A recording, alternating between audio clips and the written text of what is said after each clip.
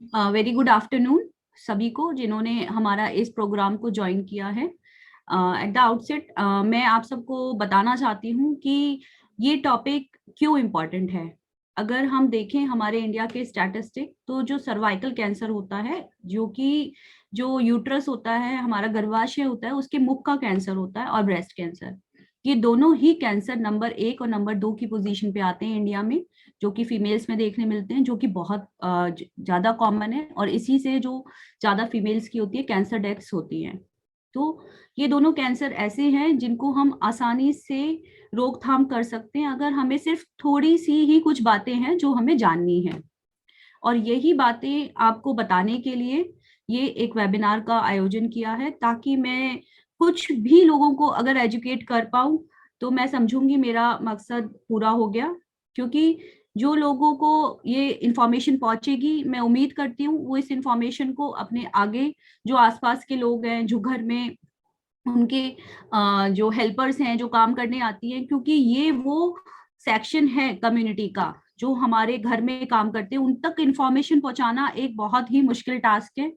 वो हॉस्पिटल भी नहीं आएंगे, वो एक एजुकेटेड डॉक्टर को भी नहीं दिखाएंगे, वो अपने आसपास से ही कुछ ट्रीटमेंट ले लेते हैं, और उनको अपनी जो प्रॉब्लम्स हैं वो जल्दी से नहीं डॉक्टर के पास जाते, क्योंकि कुछ इकोनॉमिकल प्रॉब्लम होती है, कहीं एजुकेशनल बैरियर होता है।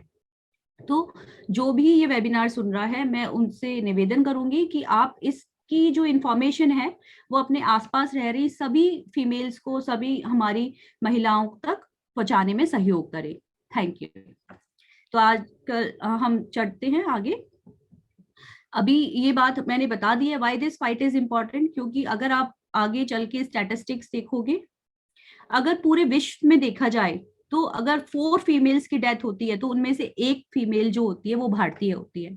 अपने इंडिया में खास करके सर्वाइकल कैंसर बहुत ज्यादा कॉमन है। मैंने खुद अपने रिश्तेदारों को, अपने जानने वाले पहचानने वाले कुछ लोग जो मुझे बहुत ज्यादा प्रिय थे, इस कैंसर की वजह से खोया है। तो ऐसा कैंसर नहीं है जो कि देखने नहीं मिलता, ये बहुत ही कॉमन कैंसर्स है। बहुत ही अक्सर रेगुलर प्रैक्टिस में पेशेंट्स आते हैं और स्टेज 3rd या 4th में आते हैं, जब हमारे हाथ में ज्यादा कुछ नहीं होता। तो हमारा एम है कि लोगों को एजुकेट करें, अवेयर करें। इसके लिए कुछ टेस्ट है जिनसे इसे पहली स्टेज में पता लगाया जा सकता है, या बनने से पहले भी स्टेज में पता लगाया जा सकता है, जब इसका ट्रीटमेंट 100% पॉसिबल होता है।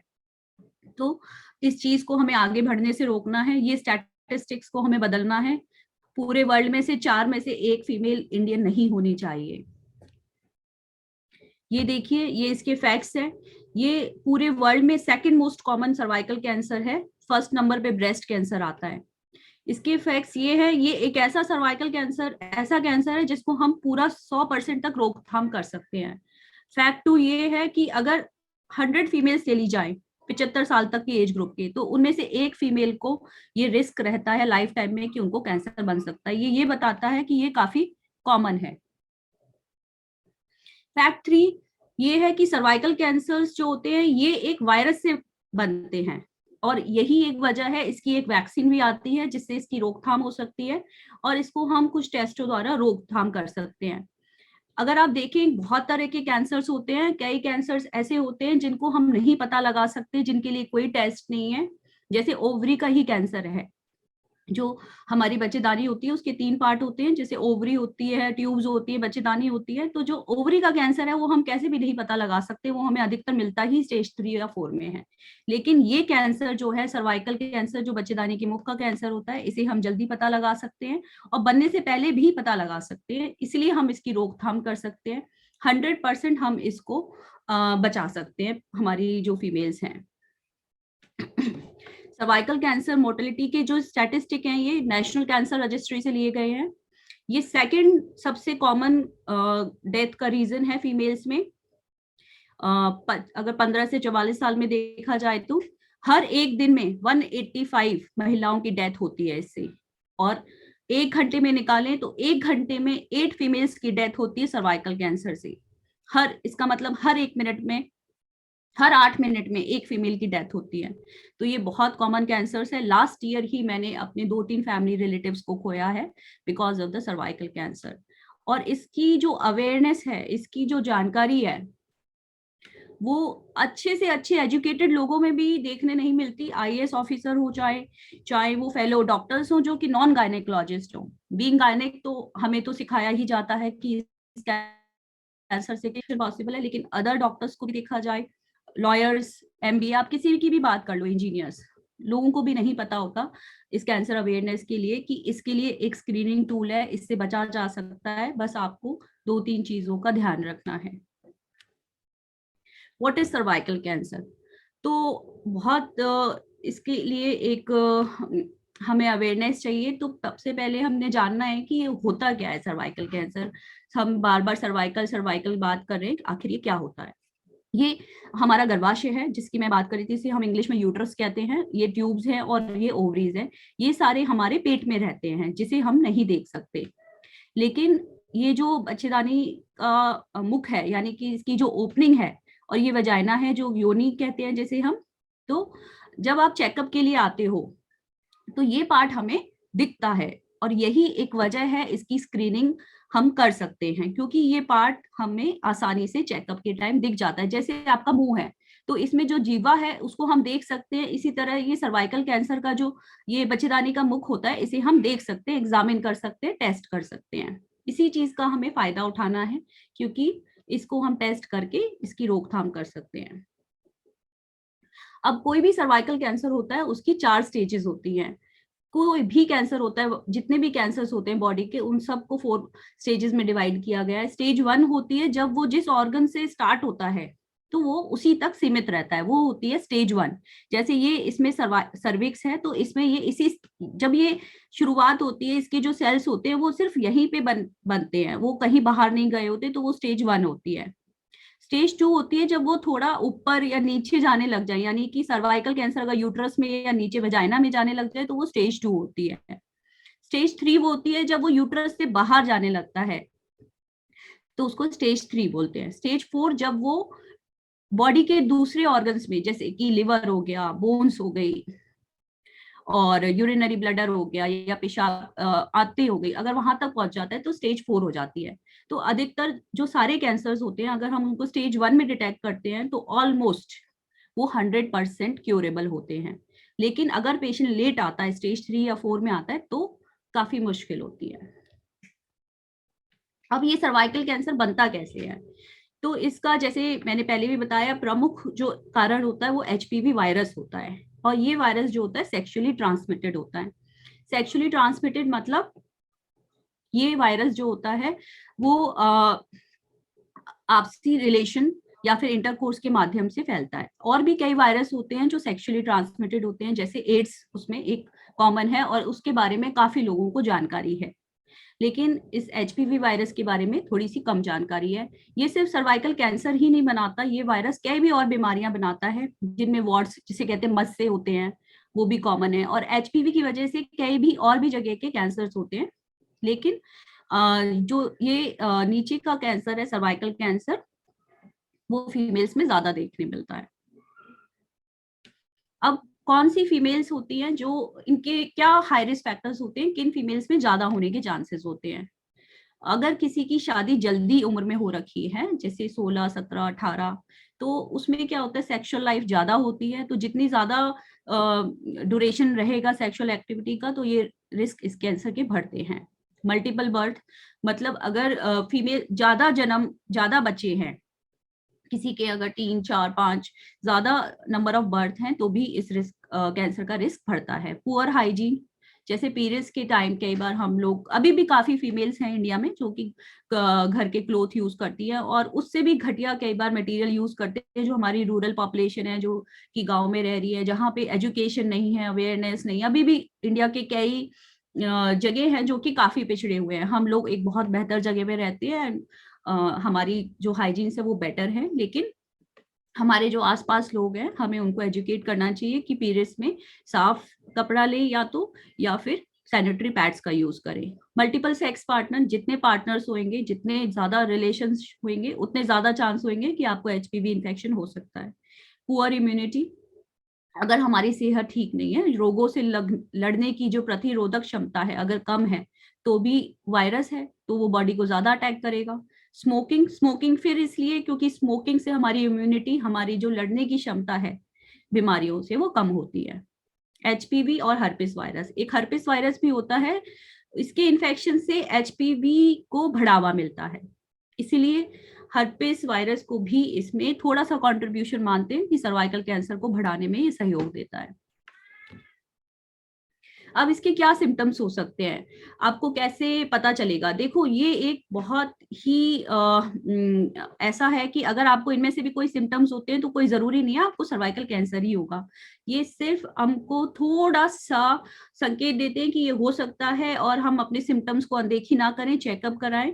90% ऑफ टाइम ये सिम्टम्स होने के बाद भी हो सकता है आपको कैंसर ना हो, लेकिन ये बताना इसलिए जरूरी है कि अगर ये सिम्टम्स हैं तो आप उनको अनदेखा ना करें और डॉक्टर के पास जाके अपना चेकअप जरूर कराएं। तो एबनॉर्मल वजाइनल ब्लीडिंग यानी कि कोई भी तरह की अनियमित माहवारी, जैसे अगर आपको हस्बैंड के साथ रिलेशन बनाने के बाद अगर ब्लीडिंग होती है, या अगर जो पीरियड्स का टाइम है उसके अलावा किसी भी टाइम ब्लीडिंग हो रही है, या आपके माहवारी के टाइम भी जो ब्लीडिंग है वो अगर ज्यादा हो रही है, तो हो सकता है सर्वाइकल कैंसर के लक्षण हो। पर जैसे मैंने बोला, 90% चांसेस ये हैं कि आपको सर्वाइकल कैंसर ना हो, और भी कई बीमारियां होती हैं जिनमें ये लक्षण देखे जाते हैं।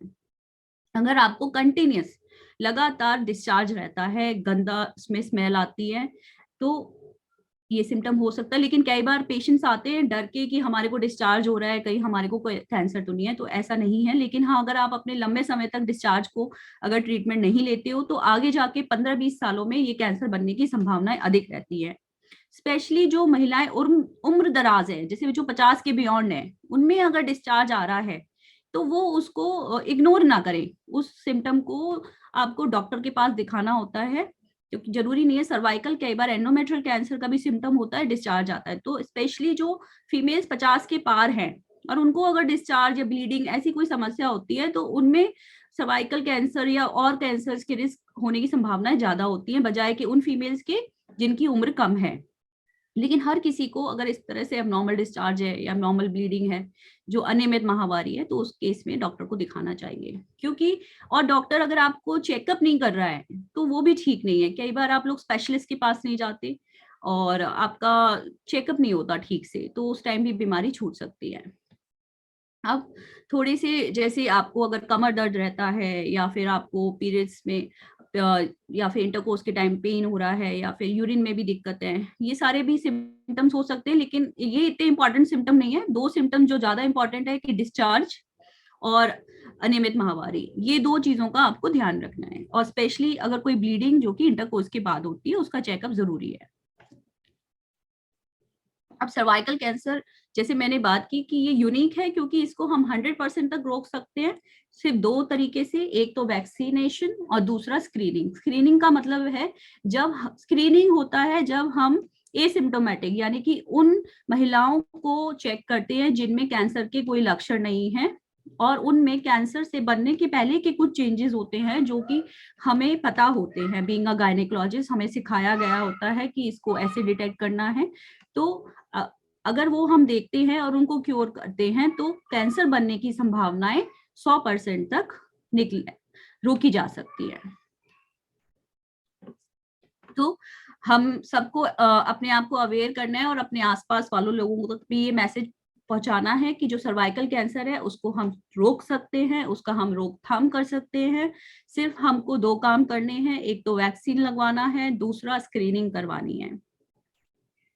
क्या दो तरीके हैं स्क्रीनिंग? जब हम बोलते हैं तो स्क्रीनिंग के कई तरीके होते हैं, और एक तरीका है, हम बात करेंगे सबसे पहले पैप्समियर। पैप्समियर आप लोगों को याद हो जाना चाहिए कि पैप्समियर क्या है। PAP, पैप्समियर, ये एक बहुत ही सिंपल प्रोसीजर है जो कि ओपीडी में किया जाता है, मैं अभी आगे आपको बताऊंगी। दूसरा तरीका है HPV वैक्सीनेशन। जैसे अभी कोरोना में हम सब लोगों का जो एक मेडिकल फील्ड का एक एजुकेशनल लेवल है, वो थोड़ा, मैंने पाया कि थोड़ा अप हो गया। अब हम समझने लगे हैं कि वायरसेस क्या होते हैं, वैक्सीन्स क्या होती हैं। बच्चों को तो बहुत टाइम से वैक्सीन हम लोग लगवाते हैं, DPT के, काला, ये खजरा, वूपिंग कफ, बहुत सारी वैक्सीन हम लगवाते हैं।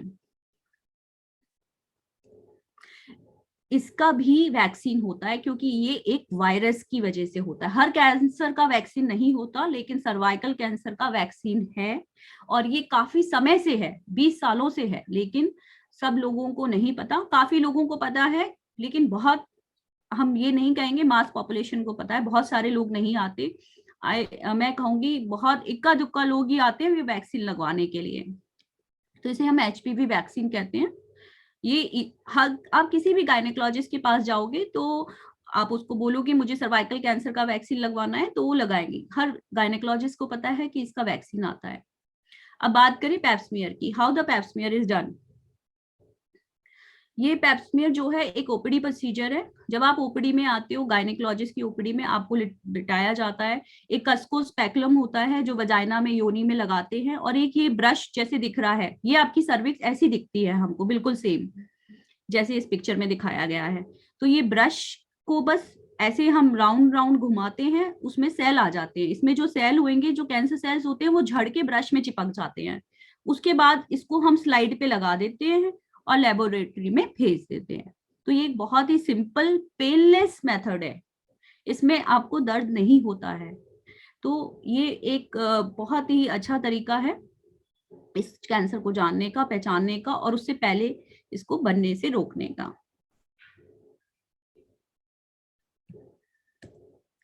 अब ये पैप्समियर हम क्या कभी भी करा सकते हैं, ऐसा नहीं है। कुछ बातों का आपको ध्यान रखना है कि ये पैप्समियर हम कब करा सकते हैं। सबसे पहले जब आपके पीरियड्स रुक जाते हैं, माहवारी के वक्त ये टेस्ट नहीं हो सकता, या कभी भी किसी भी वजह से अगर आपको ब्लीडिंग आ रही है उस वक्त ये टेस्ट नहीं हो सकता। आपको माहवारी रुकने का वेट करना है, उसके भी 1-2 दिन बाद आपको डॉक्टर के पास जाना है, चेक कि मेरे को अपना पैप्समियर कराना है। सेकंड थिंग, कई फीमेल्स को आदत होती है वजाइना को क्लीन करने की। कुछ लोग सिरका वगैरह कुछ कुछ चीजों से, कई लोग बिटाडीन यूज करते हैं डाउचिंग के लिए, अंदर से क्लीनिंग करने के लिए। वो सब आपको नहीं करना 24 घंटे पहले। 24 घंटे पहले कोई इंटरकोर्स भी नहीं होना चाहिए, कोई हस्बैंड से रिलेशन नहीं होने चाहिए। और इसको आपको 3 साल में एक बार कराना होता है। सपोज आपने आज कराया, तो उसके बाद आपको अगर ये टेस्ट नॉर्मल आता है तो आपको 3 साल बाद कराना है। और कब तक कराते रहना है? 70 साल की एज तक कराना है। और कब से शुरू करना है? जब भी जैसे सेक्सुअल एक्टिविटी होती है उसके 3-4 साल बाद ये आपको टेस्ट शुरू करना है। वैसे जो गाइडलाइंस है वो कहती हैं कि 30 इयर्स के बाद शुरू करना चाहिए टेस्ट। लेकिन कुछ जैसे डेवलप कंट्रीज हैं, अमेरिका, यूरोप, वहां पे नेशनल पॉलिसी है गवर्नमेंट की, वो उसमें इंक्लूड करते हैं। हर जो फीमेल होती है, सेक्सुअली एक्टिव फीमेल होती है, वो अपने आप जाते हैं अपना चेकअप कराने, क्योंकि वो रिपोर्ट उनको सबमिट करनी होती है गवर्नमेंट की तरफ से, क्योंकि पॉलिसी बनी हुई है। हमारी इंडिया में अभी बहुत सारे इंपॉर्टेंट मुद्दे हैं, तो इसलिए गवर्नमेंट अभी इस तरह की पॉलिसीज नहीं बना पा रही है। लेकिन हम उन चीजों का वेट तो नहीं कर सकते कि गवर्नमेंट पॉलिसी बनाएगी तब हम जाके अपना पैप्समियर टेस्ट कराएंगे। ये टेस्ट हमें खुद कराना है, ये हमारी रिस्पॉन्सिबिलिटी है, हमारी हेल्थ हमारी इंपॉर्टेंस है, हमारी प्रायोरिटी है। तो ये टेस्ट हमें खुद कराना है।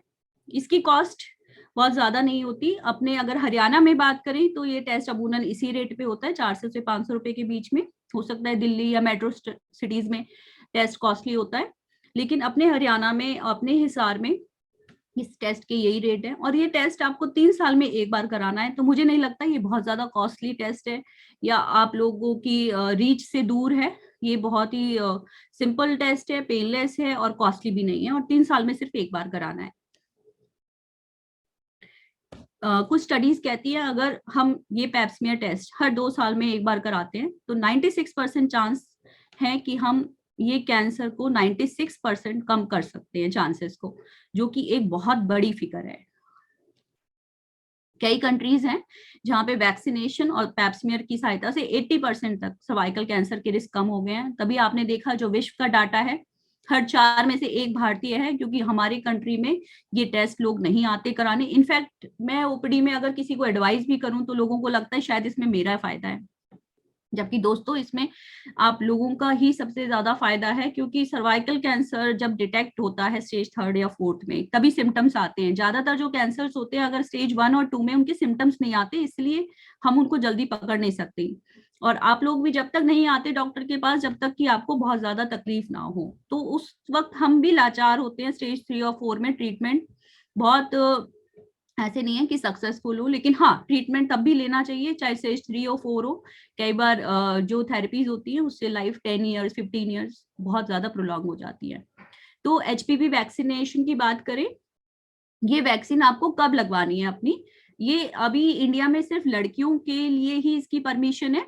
बाकी कंट्रीज में, कई कंट्रीज में अभी मेल्स को भी अलाउ करा गया है ये वैक्सीन, क्योंकि ये उनके भी कुछ कैंसर्स को रोकती है। लेकिन अभी इंडिया में ये सिर्फ फीमेल्स के लिए ही है, लड़कियों के लिए 9 से 26 साल की जो एज होती है before the start of sexually active, मतलब उससे पहले जब वो सेक्सुअली एक्टिव नहीं हुई है, उससे पहले ये वैक्सीन लगाने का सबसे ज्यादा फायदा देखा गया है।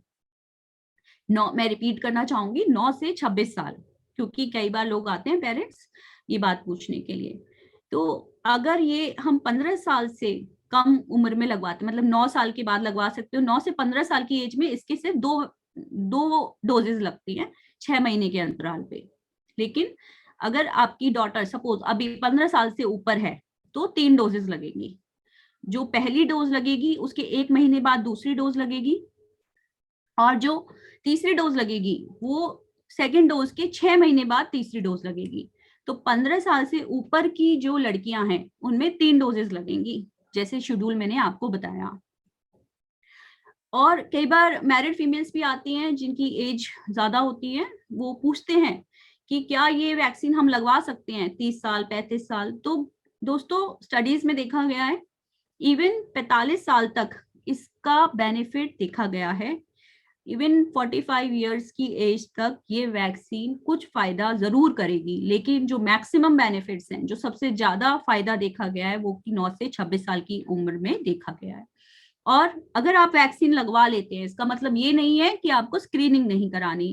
कंबाइंड दोनों का मिला के पैप्समियर और स्क्रीनिंग, पैप्समियर स्क्रीनिंग और वैक्सीन दोनों को मिला देते हैं, तब हम कैंसर को 100% तक रोक सकते हैं। और अकेले पैप्समियर स्क्रीनिंग से भी आपने देखा पिछली स्लाइड में जो स्टेटिस्टिक्स है, 96% तक हम कैंसर को रोक सकते हैं।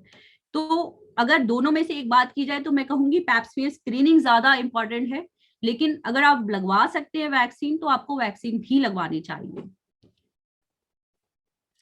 तो एचपीवी वैक्सीन की वर्ल्ड वाइड जो भी हमारी हेल्थ, WHO की बात करो, आप ACOG की बात करो, कोई भी हेल्थ बॉडीज की बात करो, इवन इंडिया की भी जो नेशनल हेल्थ पॉलिसीज है उसमें ये रिकमेंडेशंस हैं कि एचपीवी वैक्सीन जरूर लगानी चाहिए, क्योंकि ये प्रोटेक्शन देती है सर्वाइकल कैंसर के अगेंस्ट। अब हम आते हैं नेक्स्ट ब्रेस्ट कैंसर स्क्रीनिंग पे। ब्रेस्ट कैंसर ये अभी भी लीडिंग कॉज ऑफ डेथ है, लीडिंग कैंसर है, ये भी बहुत कॉमन कैंसर है। ऐसा नहीं होगा, आप लोगों ने नहीं सुना होगा कि आपके किसी रिश्तेदार के, किसी जानने वाले, पहचानने वाले, आस या पड़ोसी को ब्रेस्ट कैंसर नहीं हुआ। और कई बार ज्यादातर यही सुनने में मिलता है कि उसकी स्टेज तो 3 थी, 4 थी। लेकिन ब्रेस्ट कैंसर भी एक अच्छा कैंसर है, क्योंकि ये हमारे एक्सटर्नल ऑर्गन्स हैं। जो एक्सटर्नल ऑर्गन्स होते हैं यानी कि जो ऊपरी भाग पे होते हैं, जो शरीर के अंदर नहीं है, तो वो डिटेक्ट कर सकते हैं हम इजिली कुछ टेस्टों के माध्यम से। और ये कॉमन कैंसर है। तो ये दोनों चीजें इसको इम्पोर्टेंट बनाती हैं कि ब्रेस्ट कैंसर से कैसे बचा जा सकता है, ये जानकारी आपको होनी चाहिए। ब्रेस्ट कैंसर में 3 चीजें इंपॉर्टेंस हैं। एक तो सेल्फ एग्जामिनेशन, यानी कि आपको खुद अपना एग्जामिनेशन करना है। Second thing clinical examination. Clinical examination मतलब डॉक्टर के द्वारा। तो एक फीमेल डॉक्टर, अगर आप कंफर्टेबल हो, अब फीमेल गायनेकोलॉजिस्ट काफी ज्यादा हर जगह हैं, हर शहर में हैं, या फिर ऑन्कोलॉजिस्ट के पास अगर आप जाना चाहते हो तो वो भी इस चीज का एग्जामिनेशन कर सकते हैं। तीसरी चीज मैमोग्राफी, जिसके बारे में हम आगे बात करेंगे। तो सबसे पहले हम बात करते हैं सेल्फ एग्जामिनेशन। हमें सेल्फ एग्जामिनेशन, हमें खुद अपने स्तन का चेकअप करना है। कैसे करना है ये बात मैं आपको बताती हूँ। ये ब्रेस्ट सेल्फ एग्जामिनेशन का तरीका है। एक बार मेरा प्रेजेंटेशन खत्म हो जाए तो मैं आपको ये आप देख सकते हैं मैं आपको कुछ बताऊंगी कि इसको कैसे एग्जामिन करना है। तो सबसे पहले तो इंस्पेक्शन होता है, सिर्फ देखना होता है। तो ये इसका टाइम, आप 3 महीने में एक बार ब्रेस्ट का सेल्फ एग्जामिनेशन जरूर करिए, और अपनी बेटियों को भी सिखाइए कि ब्रेस्ट का सेल्फ एग्जामिनेशन कैसे करना है। देखो डरना, कई बार हम सिर्फ कैंसर से डरते हैं लेकिन हम उनसे बचने के लिए कुछ नहीं करते। तो डरना से बेटर है बचना। मैं कहूंगी। तो आप अपने दिमाग में भय मत रखिए, फियर मत रखिए। अगर आप ये 2-3 चीजें जो मैंने रूटीन में कही आप करेंगे तो आपको कैंसर होगा ही नहीं, या अगर होगा तो बहुत अर्ली डिटेक्ट हो जाएगा, जबकि वो पूरा ट्रीटमेंट से कामयाबी से ट्रीट हो जाएगा। तो ब्रेस्ट सेल्फ एग्जामिनेशन में आपको क्या करना है, जब आप नहा रहे होते हो, आपके मिरर अगर है बाथरूम में तो ठीक है, अगर नहीं है तो एक मिरर जरूर लगवाइए बाथरूम में। जब आप नहा रहे होते हो तो आप अपने दोनों हाथ अपने कमर पे रखिए और दोनों स्तन का आकार देखिए, क्या वो समान है, उसमें कोई असमानता तो नहीं है, साइज में कोई वेरिएशन या डिफरेंस तो नहीं है, दोनों निपल्स का लेवल एक है, कहीं कोई निपल अंदर की तरफ तो नहीं खिंच रही है। ये चीजें आपको चेक करनी होती है। और स्किन भी देखनी होती है, जो ब्रेस्ट की स्किन होती है वो कहीं संतरे के छिलके जैसी तो नहीं नजर आ रही है, फूली हुई और उसमें हल्के हल्के छोटे छोटे गड्ढे पड़े हुए, इस तरह से तो नजर नहीं आ रही है। फिर सेकंड स्टेप होता है कि आप अपने दोनों हाथों को ऊपर करिए और फिर देखिए जो स्तन है वो दोनों एक लेवल में रहने चाहिए, जो निपल्स हैं कहीं वो अंदर की तरफ कोई खिंचाव तो नहीं है, कोई असमानता, कोई सूजन, कोई चमड़ी के बदलाव, कुछ भी अगर आपको नजर आता है तो आपको अपने डॉक्टर के पास जाना है। ये तो था कि हमने सिर्फ देखा। तीसरा स्टेप है ब्रेस्ट को छू के देखना है, जिसे हम कहते हैं पैल्पेशन। तो पैल्पेट मतलब ये जैसे हमारा ब्रेस्ट है, ये आप मानिए बीच में निपल है, तो ये पैल्पेट करने का तरीका होता है, जैसे लेडी सीधे लेटी हुई है, लेट के और खड़े होके दोनों तरीके से करना है। जैसे ये लेटी हुई है तो आपको फ्लैट ऑफ हैंड यानी कि अपने हाथ की उंगलियों को सीधा रखना है और आप ब्रेस्ट को निप्पल से आप 4 भागों में डिवाइड कर दीजिए।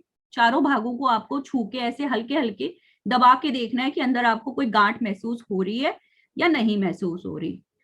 एक एक मिनट लगा के आप अच्छे से ब्रेस्ट के हिस्से को देखिए, कोई आपको गांठ महसूस हो रही है या आपको गांठ नहीं महसूस हो रही। इस तरीके से कई बार लोग आते हैं बहुत ज्यादा डर के, बहुत कॉलेज गोइंग गर्ल्स भी आती हैं कि हमें ब्रेस्ट में गांठ महसूस हो रही है, तो आप क्या करते हो, ऐसे देखते हो। आप अगर किसी भी शरीर के हिस्से को ऐसे पकड़ोगे तो आपको गांठ महसूस होगी, क्योंकि ब्रेस्ट में नॉर्मल भी ग्लैंडुलर स्ट्रक्चर होता है, यानी कि दूध बनने की जो ग्रंथियां होती हैं वो तो सबके ब्रेस्ट में होती हैं। अगर आप ऐसे पकड़ोगे तो वो आपके हाथ में आएगी, वो आपको लगेगा कि गांठ है, लेकिन ऐसा नहीं है। इसलिए ब्रेस्ट एग्जामिनेशन का जो सही तरीका है वो फ्लैट ऑफ हैंड से होता है। आपको उंगलियां सीधी रखनी है और जस्ट ऐसे पैल्पेट करना है। 30 सेकेंड टू 1 मिनट आप दीजिए पैल्पेट करने के लिए, दोनों ब्रेस्ट को पैल्पेट करिए और लास्ट में निप्पल के नीचे आप ऐसे पैल्पेट करना है फिंगर्स को कि आपको कोई गांठ महसूस हो रही है नहीं हो रही। 50% चांसेस हैं कोई एबनॉर्मल गांठ होगी तो आपको महसूस होगी। तो ये एक तरीका है। और फिर आप खड़े होके देखिए, ब्रेस्ट को पैल्पेट करिए और आप एक्जिला को, जो काख होती है, उसको भी एग्जामिन करिए कि वहां पे कोई आपको गांठ महसूस हो रही है नहीं हो रही। और गांठ महसूस करने का जो तरीका मैंने आपको बताया है, फिंगर्स को फ्लैट रख के ऐसे दबा के देखना है, ऐसे नहीं देखना। तो ये भी एक इम्पॉर्टेंट तरीका है। हर 3 महीने में एक बार आप अपने ब्रेस्ट का एग्जामिनेशन करें और अपनी बेटियों को भी सिखाएं, बताएं, आसपास वाले लोगों को भी बताएं कि इस तरह से ब्रेस्ट का सेल्फ एग्जामिनेशन हर 3 महीने में एक बार जरूर करना है। इधर मैं एक बात और कहना चाहूंगी, अगर सपोज आपको कोई गांठ महसूस होती भी है तो आपको उससे घबराना नहीं है, क्योंकि कई बार ब्रेस्ट के और भी कई ट्यूमर्स होते हैं जिनका हम कोई ट्रीटमेंट नहीं करते, जस्ट ऑब्जर्व करते हैं, जस्ट उनको चेकअप के लिए बुलाते हैं साल में एक बार। फाइब्रोएडिनोमा होता है जो कि बहुत कॉमन गांठें हैं। तो अगर कोई गांठ मिलती भी है तो आपको परेशान नहीं होना, आपको एक बार बस अपने डॉक्टर के पास चेकअप कराना है, वो आपको देख के बता देगा एग्जामिन करके। देखो हमारे एक्सपीरियंस बहुत होता है क्योंकि हम बीमारियों को ज्यादा देखते हैं, हम नॉर्मल भी गांठें देखते हैं, नॉर्मल ब्रेस्ट भी देखते हैं, ब्रेस्ट कैंसर भी देखते हैं, तो हमको पता होता है ये ब्रेस्ट कैंसर की जैसी लग रही है। ये हमारी ट्रेनिंग में होता है, करिकुलम में होता है, हमें सिखाया जाता है, हमें इस चीज के लिए ट्रेन किया जाता है। तो 90% ऑफ टाइम ये ब्रेस्ट की साधारण गांठें होती है, ट्यूमर की होती है, लेकिन उनका हमें कई बार ऑपरेशन भी नहीं करना पड़ता, हम जस्ट ऑब्जर्व करते हैं कि अगर बहुत ज्यादा बड़ी होंगी तो निकालेंगे या कोई तकलीफ करेगी तो निकालेंगे। लेकिन इस चीज को सुनिश्चित जरूर करते हैं कि ये कैंसर की गांठ तो नहीं है, क्योंकि अगर कैंसर की गांठ है तो उसका इलाज जरूरी है। तो अगर कोई आपको एग्जामिनेशन करते वक्त कोई गांठ महसूस भी होती है तो आप बहुत ज्यादा स्ट्रेस मत लीजिए। मुझे ऐसा लगता है आजकल हमारा स्ट्रेस बियर करने का जो स्टेमिना है वो कम हो गया है। कई बार उस स्ट्रेस की वजह से फीमेल्स यहाँ पे आके लिटरली लोग बहुत ज्यादा परेशान होते हैं, तो इतना परेशान नहीं होना आपको। आपको होशियार रहना है और परेशान होने की जरूरत नहीं है। अब ब्रेस्ट कैंसर के क्या लक्षण हो सकते हैं, कैसे हमें पता चलेगा कि ये लक्षण जो है ब्रेस्ट कैंसर के हैं? फर्स्ट तो वही कि आपको कोई गांठ महसूस होती है। सेकंड, अगर निपल्स अंदर की तरफ खिंची हुई है। तीसरा, अगर कोई ब्रेस्ट का कहीं और किसी हिस्से में आपको लग रहा है कि वो अंदर की तरफ खिंचाव हो रहा है। चौथा, अगर ब्रेस्ट से कोई किसी तरह का डिस्चार्ज आ रहा है, सफेद रंग का भी हो सकता है, वो पीले रंग का भी हो सकता है, वो हरे रंग का भी हो सकता है, और वो लाल रक्त के जैसे भी हो सकता है। ब्रेस्ट के किसी भी हिस्से में लालपन आ रहा है, उठाव आ रहा है, कोई भी स्किन में चेंजेस आ रहे हैं, जैसे कि स्किन में चेंजेस, जैसे जो संतरे के छिलके की जैसे अगर लग रहा है आपको ब्रेस्ट का ऊपर का हिस्सा हो रहा है, तो वो एक काफी खतरनाक सिम्टम होता है। बाकी अगर गांठ महसूस हो रही है, निपल्स अंदर खिंची हुई है, डिम्पल है, या ब्रेस्ट से कोई डिस्चार्ज भी आ रहा है, ये 100% कोई जरूरी नहीं है इसमें आपको कैंसर हो गई होगा। कई और दिक्कतें भी होती हैं जिसमें ये सारी आपको सिम्टम्स हो सकते हैं। तो लेकिन आपको कोई भी इस तरह की प्रॉब्लम है तो आप चेकअप के लिए जरूर आइए, डॉक्टर से चेकअप होगा आपका। अगर कोई और दिक्कत होगी तो उसका ट्रीटमेंट होगा, अगर कैंसर होगा तो उसका ट्रीटमेंट होगा। तो हर चीज का ट्रीटमेंट और सॉल्यूशन पॉसिबल है, लेकिन बस आपको आना है। ये हम बात कर चुके हैं कि क्या क्या सिम्टम्स होते हैं ब्रेस्ट के कैंसर के। अभी हमने देखा मैमोग्राफी, ये तीसरी चीज जो मैंने आपको बोल रही थी, मैमोग्राफी। देखिए, एक आपने सेल्फ एग्जामिनेशन किया जिसमें 50% चांस है कि आपको कुछ सिम्टम आपको पता चल जाएगा breast cancer. Second, clinical examination by doctor, यानी कि एक स्पेशलिस्ट के पास जब आप आते हैं, आपको क्लिनिकल एग्जामिनेशन होता है, तो हम भी 80% तक डिटेक्ट कर सकते हैं कि ब्रेस्ट कैंसर होगा। लेकिन कुछ 10-20% में हमारे को भी पैल्पेशन से, छूने से हो सकता है बिल्कुल अर्ली जो कैंसर्स होते हैं वो मिस हो जाए। इसीलिए ये तीसरी जांच बनाई गई है जिसे कहते हैं मैमोग्राफी। मैमोग्राफी एक तरीके से स्तन का एक्सरे होता है। एक्सरे बहुत कॉमन है, आप लोगों ने सुना है, छाती का एक्सरे होता है, पेट का एक्सरे होता है। एक एक्सरे है जो कि बहुत सिंपल जांच है। इसको आपको पीरियड्स के बाद कराना चाहिए, क्योंकि पीरियड्स से पहले कई बार फीमेल्स को ब्रेस्ट में पेन होता है। तो इसमें क्या है, ब्रेस्ट को आपने देखा जैसे मशीन के दो बीच में रखते हैं और इसको ऐसे दबा के फिर उसका एक्सरे खींचते हैं। तो अगर आप पीरियड से पहले कराओगे तो आपको स्तन में पेन होगा। कई बार फीमेल्स इससे घबरा जाती हैं, तो आप उस वक्त जाइए जब पीरियड्स खत्म हो गए, उस वक्त ब्रेस्ट में पेन नहीं होता, या उस वक्त चाहिए जब आपको पेन ना हो। कई फीमेल्स को ब्रेस्ट में पेन रहता है, प्री मेंस्ट्रुअल सिम्टम्स होते हैं ये, कि काफी कॉमन होते हैं ब्रेस्ट में। ये भी एक हार्मोनल प्रॉब्लम है, इससे घबराने की जरूरत नहीं होती है। जो कैंसर्स होते हैं उनमें पेन मुख्यतः देखा नहीं जाता। तो अगर आपको कोई पेनफुल प्रॉब्लम है, कोई ब्रेस्ट में पेन हो रहा है या कोई गांठ है जिसमें दर्द हो रहा है, तो आप लोग उसको कैंसर का सिम्टम ना माने, लेकिन डॉक्टर के पास चेकअप के लिए जरूर जाना है। तो मैमोग्राफी में ये एक्सरे मशीन होती है, इसमें ब्रेस्ट को ऐसे कंप्रेस करते हैं और इसमें एक्सरे लेते हैं। एक्सरे में कई चीजें होती हैं जो वो लोग रिपोर्ट करते हैं। इसमें ये लोग प्रतिशत देते हैं हमको, बिराड स्टेजिंग बोलते हैं, 1 2 3 4। तो 1 और 2 में बहुत कम चांस, अगर ये बिराड 1 2 देते हैं इसका मतलब कैंसर होने के चांसेस बहुत कम है। 3 देते हैं तो मतलब कि आपको फॉलो अप पे रखना जरूरी है, कुछ हल्के से सिम्टम्स हो सकते हैं। 4 में हाई चांसेस होते हैं कि ब्रेस्ट कैंसर हो सकता है, तो उस केस में हम कुछ और भी जांच कराते हैं जिससे हमें कंफर्म हो सके। बायोप्सी होती है, देखो लास्ट तो बायोप्सी ही होती है जिससे कंफर्म होता है कि ब्रेस्ट कैंसर है या नहीं है। लेकिन बायोप्सी ऐसे हर पेशेंट की नहीं कराई जाती जब तक कि हमें कोई हाई सस्पिशन, यानी कि हमें बहुत ज्यादा शक ना हो कि इसके कैंसर हो सकता है, उन्हीं लोगों की बायोप्सी कराई जाती है। तो जिसकी जरूरत होगी उसकी बायोप्सी फाइनली कराई जाती है देखने के लिए, डायग्नोसिस बनाने के लिए।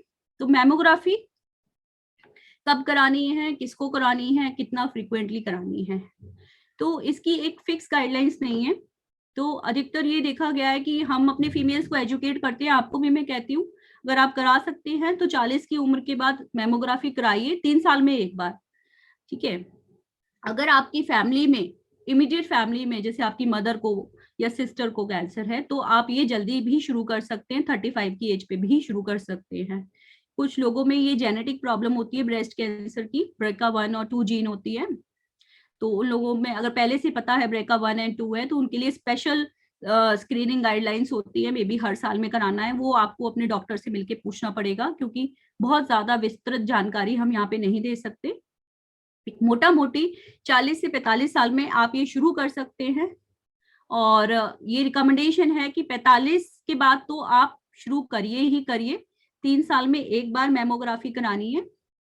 अगर एक बार मेमोग्राफी नॉर्मल है तो 3 साल बाद ही करानी है। इसी तरह पैप्समियर भी अगर एक बार नॉर्मल है तो 3 साल बाद ही कराना है। और 55 के बाद ज्यादा है कि स्क्रीनिंग और थोड़ा, जैसे अगर पहले की स्क्रीनिंग्स आपकी नॉर्मल चल रही है, 4-5 स्क्रीनिंग नॉर्मल है, तो आप हर 3 साल से ही कराइए। अगर कोई हाई रिस्क है तो उन केसेस में हम लोग जल्दी कराने बोलते हैं, तो वो इंडिविजुअलाइज अप्रोच रहेगी, मतलब हर पेशेंट टू पेशेंट वो वेरी करेगी। ये अमेरिकन कैंसर सोसाइटी की गाइडलाइन है। वो कहते हैं कि 40 से 45 साल में आपके पास चॉइस है, आप स्टार्ट करना चाहते हो तो कर सकते हो मैमोग्राफी।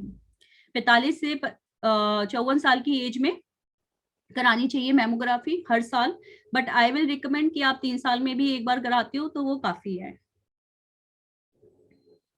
अब लास्ट में जो टेक होम मैसेज है वो फाइनली यही बात हो गई कि इंडिया में सबसे कॉमन सर्वाइकल और ब्रेस्ट कैंसर है। ये हमारे फीमेल्स के होने वाले कॉमन कैंसर्स हैं, लीडिंग कैंसर्स हैं। कैंसर डेथ के सबसे कॉमन रीजंस हैं। स्टेज 1 ये ब्रेस्ट, और नंबर 1 पे ब्रेस्ट कैंसर आता है, नंबर 2 पे सर्वाइकल कैंसर आता है। ब्रेस्ट कैंसर को शहरी पॉपुलेशन का कैंसर मानते हैं, सर्वाइकल कैंसर को रूरल, ग्रामीण जो हमारा वर्ग है उसका कैंसर मानते हैं। लेकिन बहुत अच्छे वेल टू डू जो फेमस पर्सनालिटीज होती हैं हमारे इंडिया की, उनको भी सर्वाइकल कैंसर हुआ है। तो कोई वर्ग नहीं है, कैंसर किसी वर्ग को नहीं देखता।